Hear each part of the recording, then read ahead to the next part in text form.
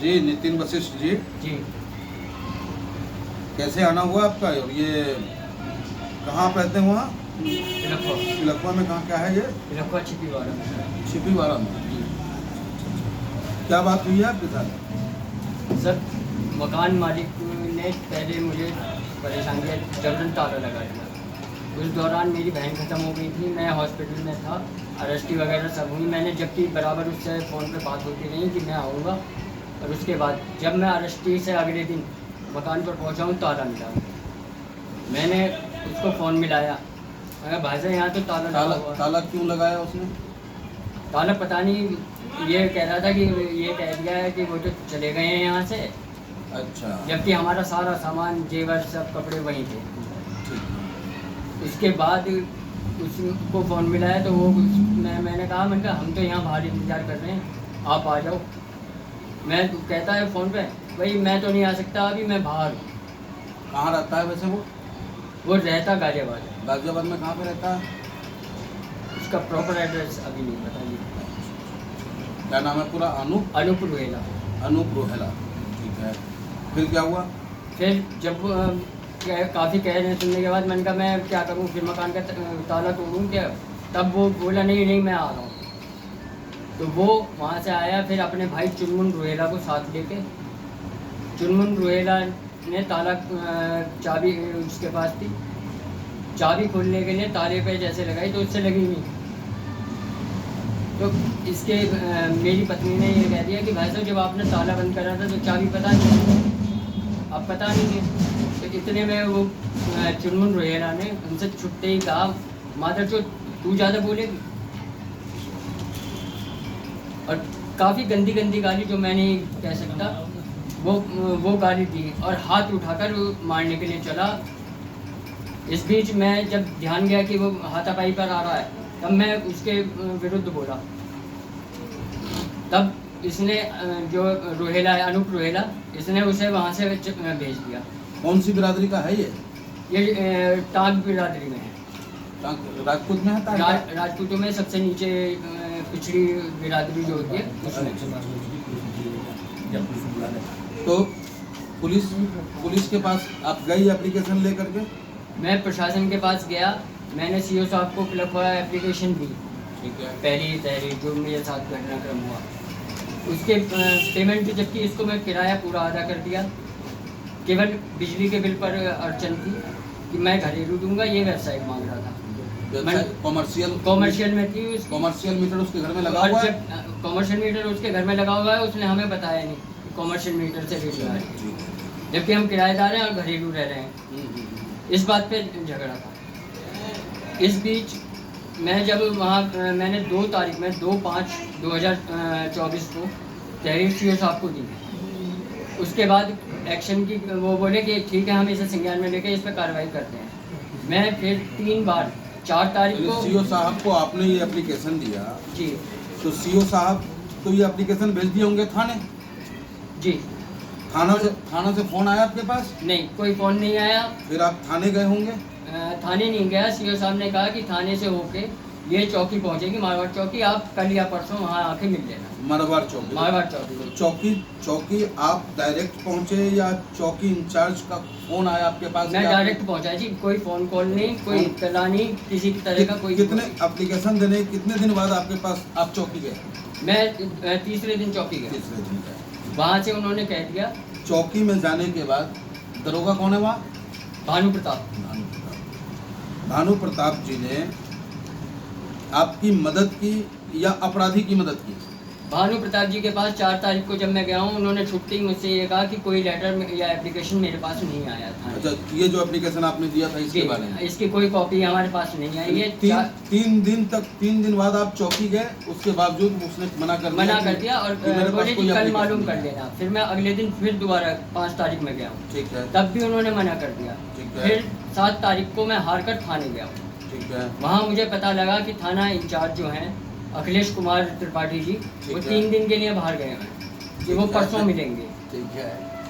अब मैं जब 9 तारीख में दोबारा, 7 तारीख के बाद 9 तारीख में दोबारा गया तो अखिलेश जी वहाँ मिले।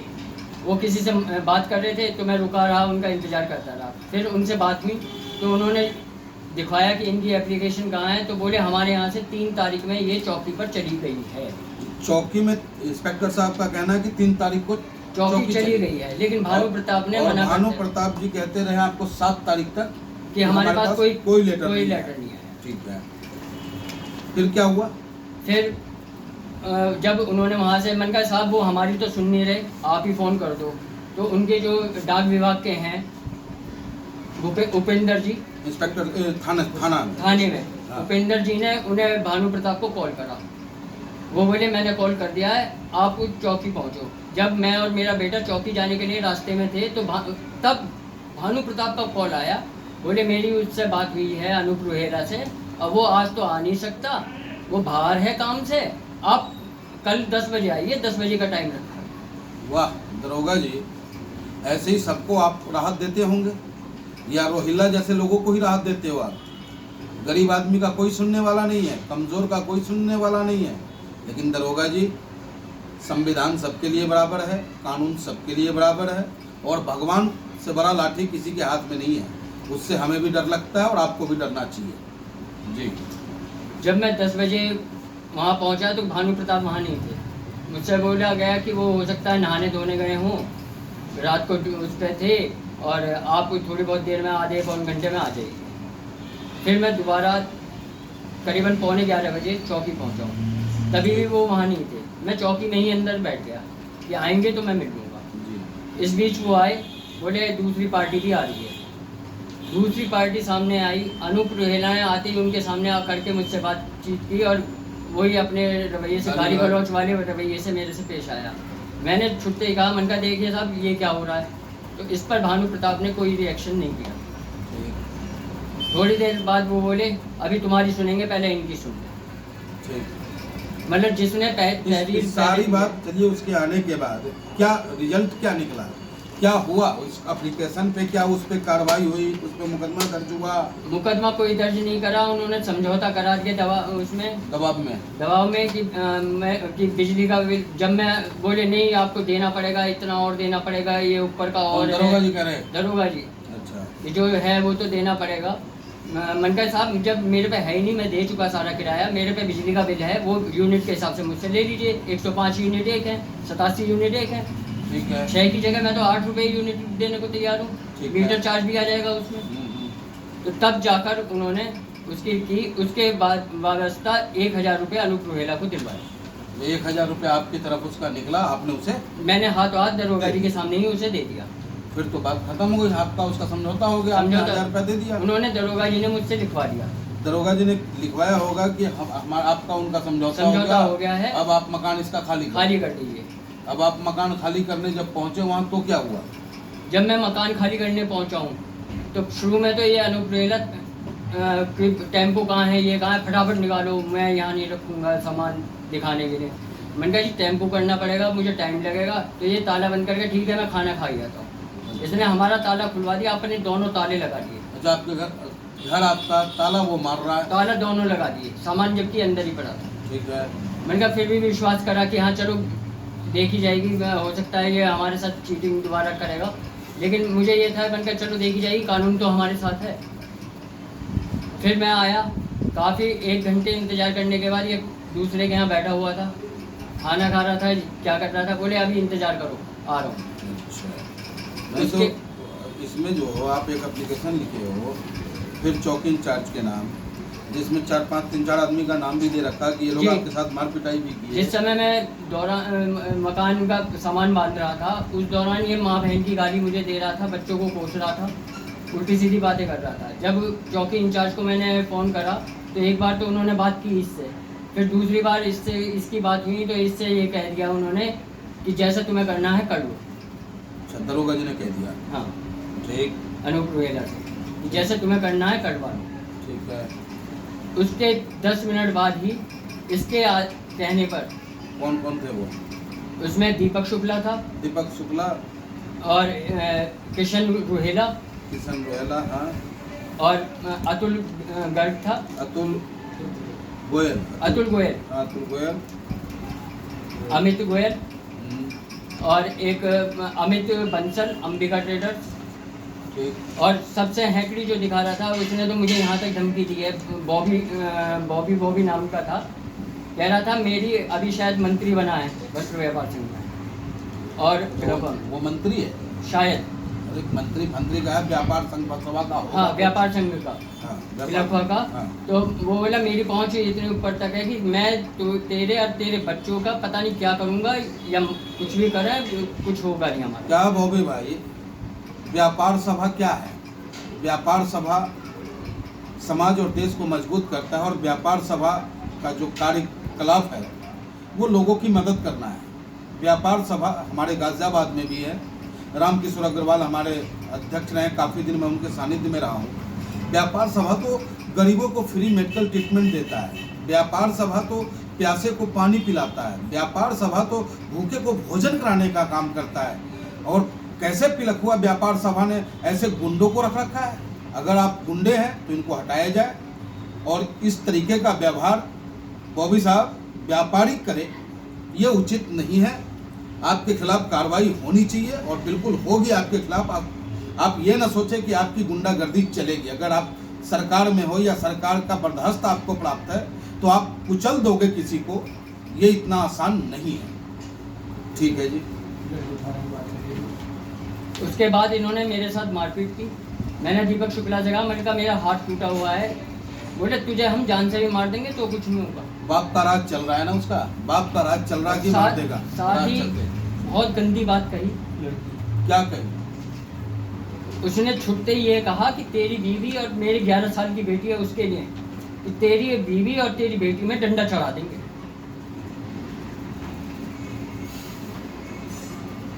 शर्म नहीं आता है शुक्ला जी? आप भी ब्राह्मण हो, ये भी ब्राह्मण है, इसकी बेटी आपकी बेटी नहीं हुई। हम सनातन धर्म की बात करते हैं, सनातन की अलग जगाने की बात करते हैं, हिंदू राष्ट्र की बात करते हैं हम। क्या हिंदू से हिंदू डरेगा? क्या हिंदू की बहन बेटी का आबरू नहीं समझेगा? जब ये सारा ऐसा क्यों बोल रहा था वो? ये सारा प्रकरण इसलिए हो रहा था कि मेरे ऊपर जो किशन रोहेला है उसने मेरे साथ साझेदारी की थी, और मेरी जो उसमें GST उसकी थी। मैंने कहा भैया मेरा बाज़ार में है, माल का वो है, मैं दिलवा दूंगा। मैंने केवल मध्यस्थता की उसके साथ, माल उसको दिलवा दिया, साझेदारी कर ली। मैं अपने हिस्से का किशन रोहेला को सारा दे चुका हूँ। आप तो मकान मालिक था, आपका खुद का मकान था वहाँ, ऐसा क्या हुआ कि आप मकान भी बेच दिए? आप, मेरे पिताजी लोकतंत्र सेनानी थे, संघ की शाखा उन्होंने प्लेटफॉर्म में स्टार्ट की थी। अच्छा जी, संघ के शीर्ष नेता रहे। और तो आप तो भाजपा को वोट करते होंगे? जी हाँ। भाजपा का नेता आपकी मदद नहीं कर रहा है? भाजपा का नेता का हाथ ही तो उनके सिर पर है। वहाँ धर्मेश तोमर जी वहाँ से विधायक हैं, उन्हीं का है, उन्हीं का हाथ है उनके। इसीलिए वो मेरे से बार बार जो कहा जा रहा है वो इसी वजह से कहा जा रहा है। अच्छा, कोई बात नहीं। अच्छा, थाने में आपको क्यों 3 दिन तक रखा गया? इसका कारण मुझे पता नहीं है, क्योंकि उन्होंने लिखवाने का दबाव बना रहे थे, बार बार ये कह रहे थे पैसा मंगाओ, गहने मंगाओ। किस तारीख से किस तारीख तक थाने में रखा आपको? मुझे 7 तारीख की शाम 7:30 बजे से अब 9 तारीख की रात, वो 10 तारीख की शाम 7:30 बजे से 12 तारीख की रात 2 बजे तक थाने में रखा। थाने में भी बदतमीजी आपसे किया इन लोगों ने? थाने में इन्होंने ना खाने को दिया, ना चाय, कुछ नहीं, भूखा प्यासा मैं रहा हूँ। बस एक तरफ बैठाए रखा। एक रात मुझे कारागार में रखा गया।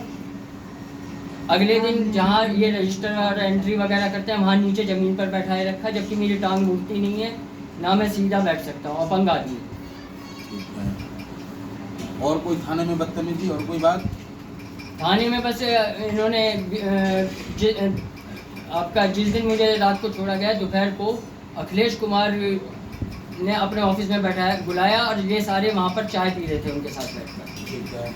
उन्होंने मुझसे कहा कि हाँ भाई बता कैसे करना है इनका। मैंने कहा बाबूजी जब मेरे पे पैसा है ही नहीं इनका, ना मैं इस सक्षम हूँ, तो मैंने कहा बताओ कहाँ से। जब आप पहले तो सक्षम होना न होना अलग बात है, आप तो उसका पैसा निकलता है, ये बताओ पहले। मेरे पे पैसा नहीं निकलता। नहीं निकलता है तो फिर वो थाने में जो ले गया आपको, थाने में बंद कराया, तो क्या क्या कहा आपसे? हाँ तो मुझसे दबाव बनाना चाह रहे थे कि ये लिख दे कि हाँ इसके ऊपर इनका पैसा है और ये इनको पैसा दे। आपने लिखा? नहीं, मैंने नहीं लिखा। आपने नहीं लिखा। मैंने कहा जी मुझे सजा दे दो या मेरा चालान भर दो। चालान उन्होंने कुछ नहीं भरा, बिना चालान के और मुझे वो वहाँ क्या बैठाया। क्या कह रहे थे आप पत्नी के बारे में? थाने में क्या कह रहा था पत्नी के बारे में? थाने में पत्नी के बारे में ये अनूप रोहेला ने मुझसे बहुत गंदी चीज़ कही थी, जो मैंने बता दी कि 16 दिन के लिए मेरे पास भेज दो। तो ये वहाँ आया जहाँ रजिस्टर एंट्री करते हैं और मुझसे कहता हाँ भाई हंस के, क्या मन बना, मन है क्या तेरा? क्या 16 दिन क्या? 16 दिन अपनी बीवी को मेरे पास भेज और पैसे दे दिए। जब तुम्हारा उसका कोई पैसा आपके पास निकल नहीं रहा, उस वो तो 1000 रुपये आपने दे दिया, चौकी में फैसला हो गया था। चौकी में फैसला होने के बाद ही थाने बंद हुए आप।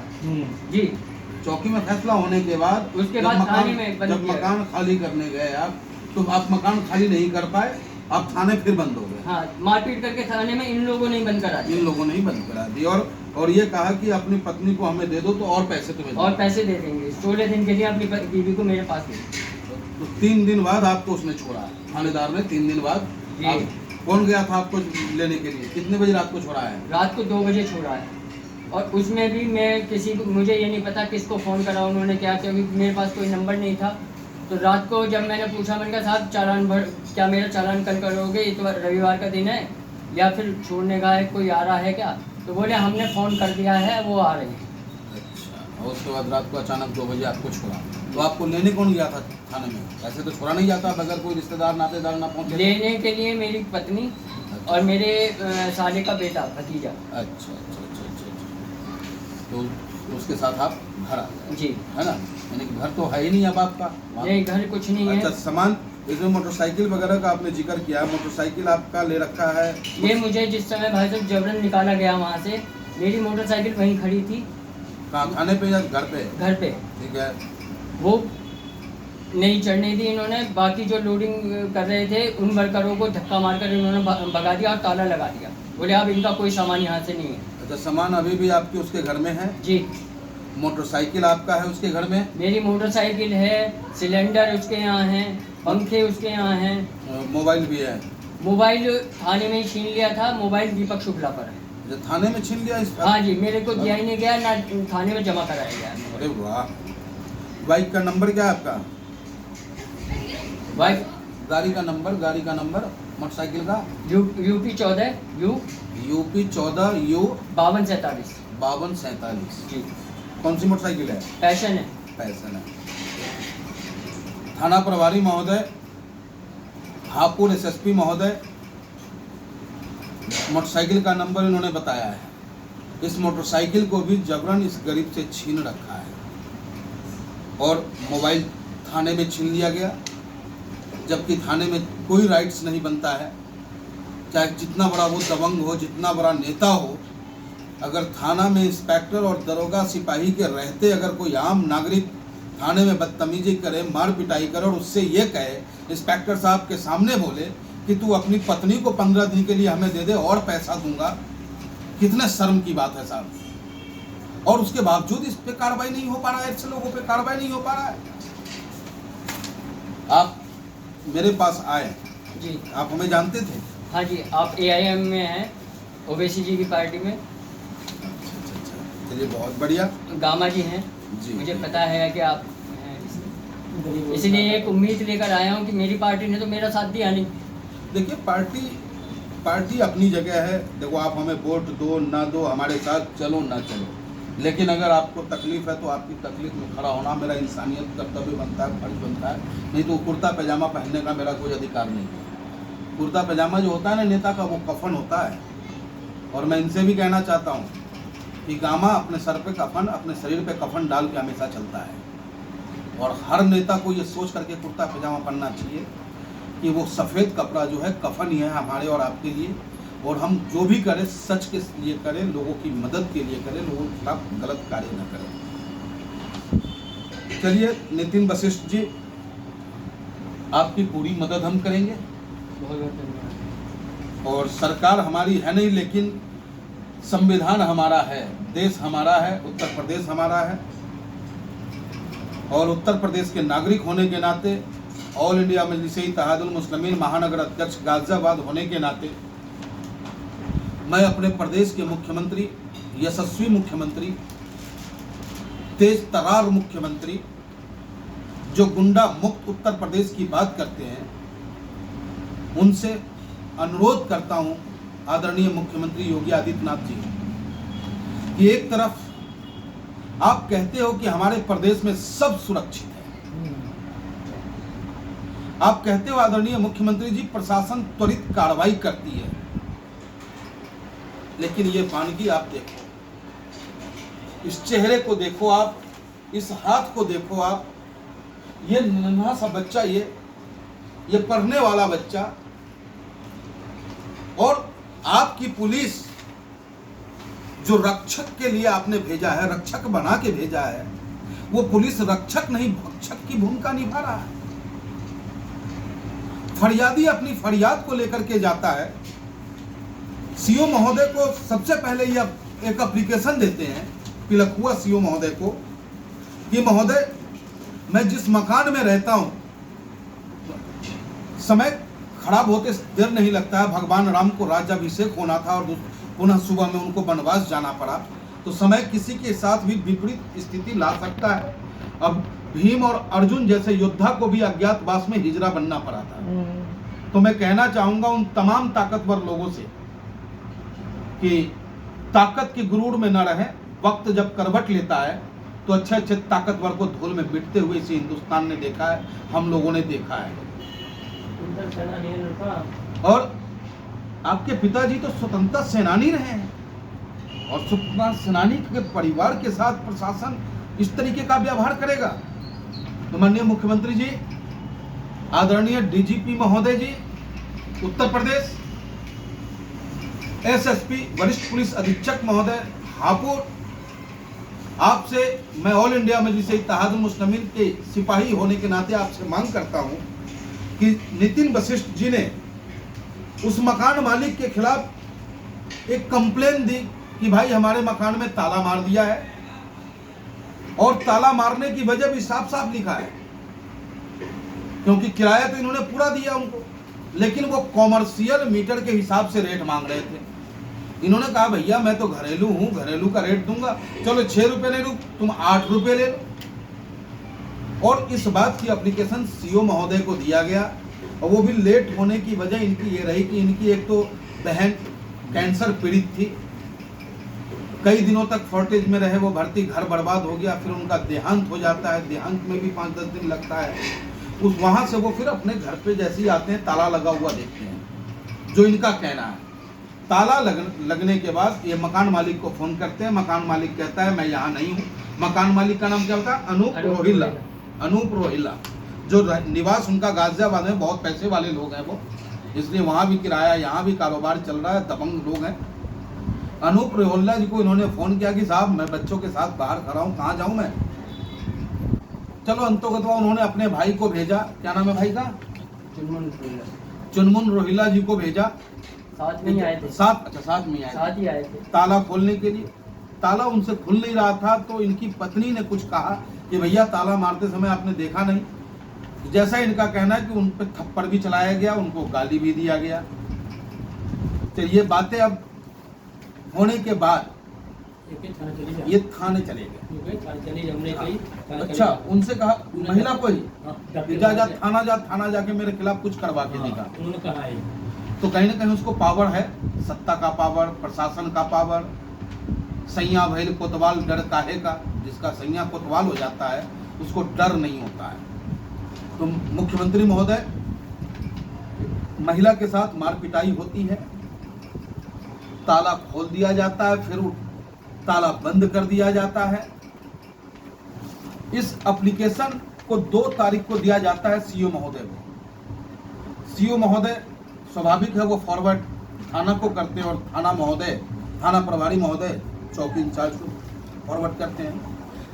2 तारीख को गया एप्लीकेशन, 7 तारीख तक चौकी प्रभारी महोदय, क्या नाम उनका? भानु प्रताप टालते रहे इस चीज। भानु प्रताप जी कहते रहे कि मेरे पास कोई एप्लीकेशन नहीं आया, क्यों मेरा समय खराब कर रहा, क्यों यहाँ चक्कर काट रहा। और 8 तारीख को, कब फैसला कब करवाया इन्होंने? ये 10 तारीख में। बताओ, 2 तारीख का एप्लीकेशन गया, फिर 10 तारीख को चौकी का, कौन सा चौकी है वो? मारवाड़ चौकी। मारवाड़ चौकी है, जो भानु प्रताप जी वहाँ चौकी प्रभारी हैं, वो उन दबंगों को बुला करके चाय और कॉफी पिलाते हैं और इस पीड़ित के साथ बदतमीजी से बात करते हैं। लास्ट में समझौता करवा दिया जाता है इनका, क्योंकि दरोगा जी ये समझ रहे थे कि अगर मामला कोर्ट में चला गया तो भैया मकान मालिक और किराएदार का कोर्ट में पैसा जमा होता रहेगा, ये बवाल बढ़ता रहेगा। तो वो सिंपैथी के नाते अनूप रोहिल्ला जी को अपना मानते हुए दरोगा जी ने समझाया कि भाई कहाँ केस में पड़ोगे, मारपीट कर ही लिया आपने, अब चुपचाप जो है समझौता कर लो। समझौता हुआ, 1000 रुपया निकला इनके ऊपर, गरीब आदमी पे। इन्होंने तत्काल 1000 रुपया दे दिया और मकान खाली करने की बात हो गई, ये खाली करने चले गए। मुख्यमंत्री महोदय ये खाली करने जाते हैं वहाँ पे, फिर उसमें ताला मार दिया जाता है मकान मालिक के द्वारा। कहता है मैं खाना खा के आ रहा हूँ, फिर मकान खाली होगा। बताओ, कमरा इनका, ताला वो मार रहा है। और जब वो आता है अनूप रोहिल्ला, तो उसके साथ 3-4 लोग आते हैं ना। 3-4 लोग। कौन कौन? दीपक शुक्ला, दीपक शुक्ला, अतुल गोयल, अतुल गोयल, अमित गोयल, अमित गोयल और बॉबी बॉबी इसमें, और अमित बंसल, अंबिका ट्रेडर्स। अमित बंसल। और ये शुक्ला जी कौन है? दीपक शुक्ला, वही दीपक शुक्ला, उसी का नाम है। अच्छा। जिन्हें बुलाया था इसमें। तो इतने लोगों के साथ ये लोग घर पे पहुंचते हैं, इनके ताला खुलता है, आधा सामान गाड़ी में डलता है और उसके बाद वो लोग फिर इनकी पत्नी, इनके बच्चे, इनके साथ मार पिटाई करना शुरू कर देता है। मार पिटाई इस कदर करता है और उनकी गुंडागर्दी देखो आप। और थाना प्रभारी महोदय, चौकी प्रभारी महोदय, क्या आपने वर्दी यही सोच करके डाली थी? आपको संविधान का शपथ दिलाया गया था ना कि आप जाति धर्म से परे हट करके, अमीर और ताकतवर कमजोर से परे हट करके जुल्म के खिलाफ आप कार्रवाई करोगे। लेकिन यहाँ भी आप फेल साबित हुए। इनके साथ मार पिटाई होती है, इनका मोटरसाइकिल ले लेता है, इनके मोबाइल को ले लेता है और फिर मालिक को